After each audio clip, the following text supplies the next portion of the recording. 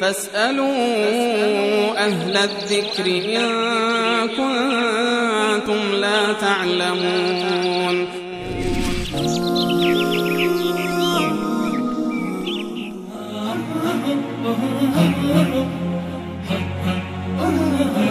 شیراز حکم سیگار فروشی رو که شما بیان کردید در شروع صحبت و بازم اگر در این مورد من این یکی اومد پیش حضرت امام مالک رضی الله تعالی عنه اگر اشتباه نکرده باشم در یک موردی از این دخانیات و فکر کنم که بود که سوال کرد که حکم این چی هست. گفت خودت قاضی باش.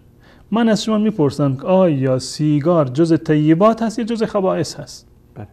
یا هر موارد دیگری، تنباکو یا به هر چیزی باشه، مواد مخدر، جزء طیبات از یا جزء خبائث است. الله متعال طیبات رو حلال کرده و خبائث رو برای مسلمانان حرام کرده. شما الان تقسیم بندی بکنید این سیگار را، این دود را که ضرر به اصطلاح جسمانیش، حتی ضرر روحی روانیش، ضرر اصلا یعنی فطری و طبیعی و آزار دیگه مسلمانی که داره، اینا تمام محرز است. الان شما بفرمایید که آیا این جزء طیبات است یا جزء خبائث هست؟ اگر جزء طیبات هست که فکر نمی کنم کسی معتقد به این باشه، اگر جزء خبائث هست قطعا جزء موارد حرام هست و انسانی که یعنی واقعا میخواد پایبندی باشه، حتی فروختن سیگار هم، دخانیات هم مثل جزء خبائث هست و انسان نباید، یعنی در یک قاعده کلی داریم لا ضرر ولا ضرار فی الاسلام، انسان مسلمان نباید به خودش و نباید به دیگران ضرر برساند. اون کسی که سیگار میفروشد در واقع به دیگران ضرر میرساند، گرچه ظاهرا برای خودش یک نفع مادی دارد